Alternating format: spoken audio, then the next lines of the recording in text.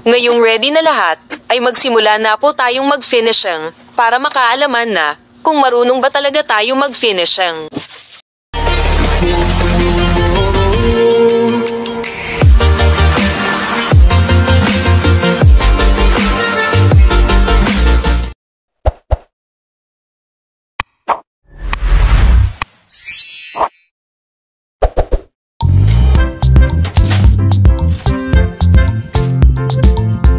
Ngayong araw nga mga ka-troubleshooters, dahil wala po tayong nakaschedule na electrical works, ay magmason na lang po muna tayo. Subukan natin mag-finishing ng concrete walls.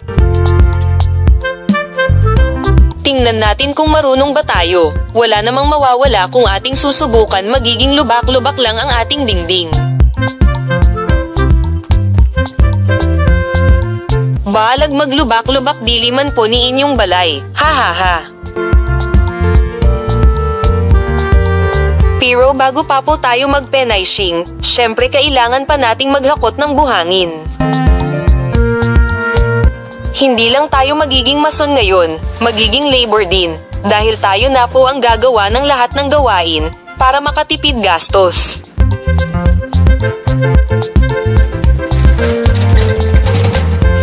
Kaya naman kayo dyan, kung gusto ninyong makatipid sir, at hindi nagagastos ng malaki pag nagpatayo kayo ng bahay, pag-aralan na lang po ninyo kung paano gawin.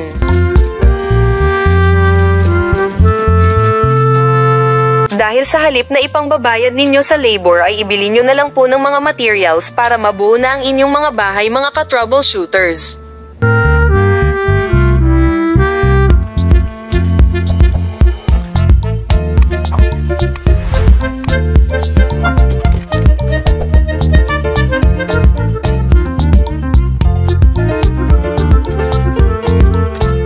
Dahil pag nagpagawa po kayo ng bahay mga ka-troubleshooters, ang gastos po ninyo sa materials ay halos ganun din po kalaki ang gagastusin po ninyo sa labor charge.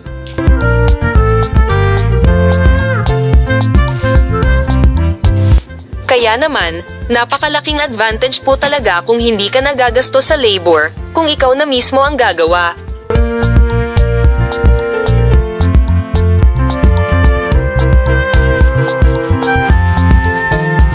Pero hindi po iyan ganun-ganun lang kadali mga ka-troubleshooters, dahil kailangan nyo po talaga ng mahaba-habang panahon para matapos mo ang inyong bahay na ikaw lang ang gumagawa.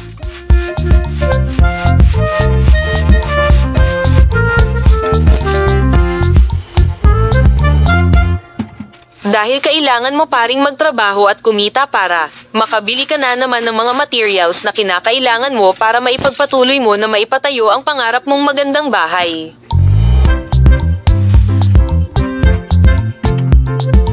Ang idea tips na ito mga ka-troubleshooters ay base lamang sa sarili kong kuro-kuro, baka sakaling makatulong sa inyo.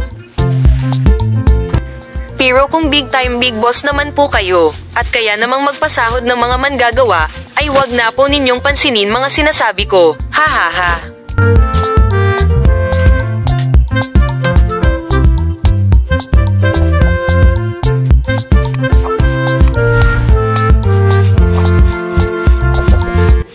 Siyempre pagkatapos nating maghakot ng buhangin or graba, ay screening na natin yan.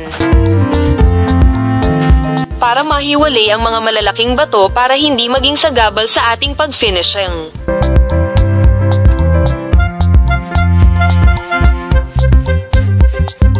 Pag nag-screening ka na ng sand, dapat dry na dry ang buhangin para madali na lang ang pag-screening.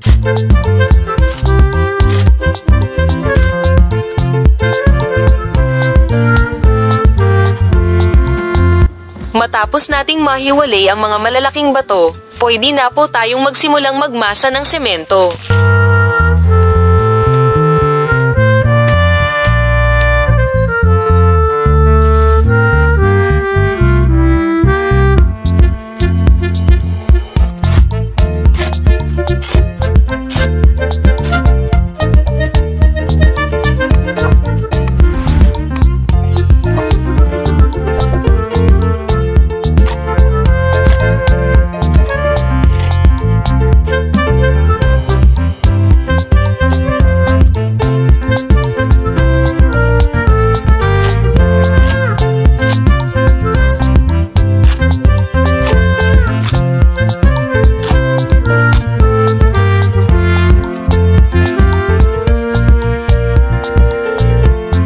huwag na rin pong kalimutan na maglagay ng tansy or linza para may guide po tayo sa ating gagawin ng pag-finishing.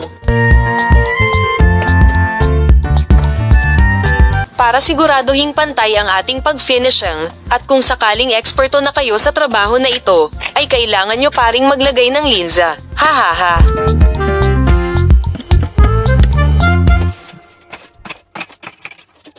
Ngayong ready na lahat, ay magsimula na po tayong mag-finishing, para makaalaman na, kung marunong ba talaga tayo mag-finishing.